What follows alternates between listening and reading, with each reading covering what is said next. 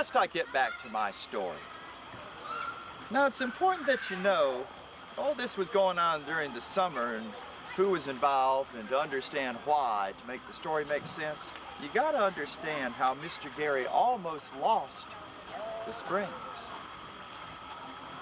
Besides these traveling folks passing through, most weekends there were the locals who came with their picnic baskets to swim and socialize. Now, one group who came to the springs most Saturdays was the preacher Tommy Bob and his wife Brenda Jo, and his followers from the Pine Grove Pentecostal Church. Well, now, the good preacher and his flock didn't come to swim because they didn't believe in mixed swimming.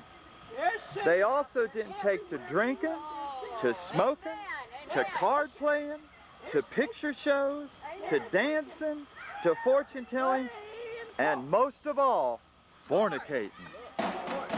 Now, it's surprising the things you hear and see when you're a kid. People just don't seem to take notice of you being around. I knew that not only did several of Preacher Tommy Bob's congregation play cards and take a little nip and smoke cigarettes, but I also knew the story about the sisters Bobby Rose and Susie Jo. Well, they might be real saintly now, always pointing the finger at others, but there was a time when they were the talk of Pine Grove. Seems both of these ladies had their eye on the same bachelor. There were rumors of parking in Orange Groves with one sister and drive-in movies in Ocala with the other. While he was leading both of these ladies on down to sitting between them at church meetings. Well, during one of Preacher Tommy Bob's 30-minute prayers, Bobby Rose happened to take a little peek to admire the bachelor, and seen not only was he holding her hand, but he was also holding Susie Jo's hand too. Well, she got so mad and she decided to give her life to the Lord, go to Bible college in far-off St. Petersburg, and become a missionary in darkest Africa. Now, Susie Jo was happy to see her sister go, thinking that left the bachelor all to her. But after 2 weeks of Susie Jo chasing him, the bachelor decided Bobby Rose was the one he loved.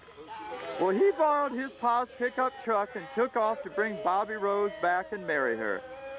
Now, this didn't sit too well with Susie Jo, but in time, she married the bachelor's rich first cousin. So Susie Jo had the big house, the cars, and traveled as far as North Carolina on vacations. But Bobby Rose never let her forget that it was her who was the college woman. Now, I could tell you many a story about Preacher Tommy Bob and his followers, but I need to get back to my story now.